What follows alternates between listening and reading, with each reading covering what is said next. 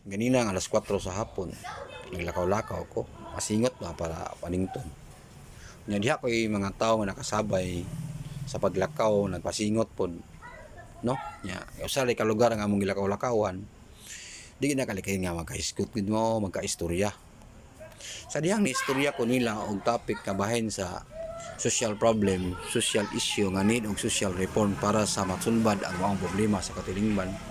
Murag di sila ganahan kaayo maminaw anang maong topic, no? Murag giburingan sila. So sa dihang nisgot ko nila bahin anang mga chismis og mga walay hinungdan nga mga video nga na-upload sa atong mga social media karon, interesado kay silang naminaw sa maong mga topiko, no?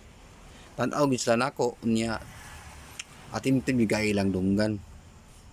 Ingon ana di ay siguro kasagaran tao sa atong katilingban, no? Nga mahilig maghisgot og mga topic o mga isgutana nga walay hinungdan, nga wala sila'y makatunan. Bahalag wala sila'y makatunan basta kay ma-entertain sila. Para nila boring ang diskusyon o isgutanan nga duna sila'y makatunan nga makatabang sa katilingban. Ang ila yung ganang isgutan kana yung mga butang o mga topic ko nga nonsense, nga wala sila'y makatunan, no?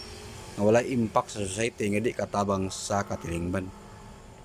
Pero ingon ana ang kahimtang sa atong katilingban karon og dili pa pud nato na mapausob sa pagkakaron, og wa po ko kay baw kanus ana mausob ko mausab manggaling, no?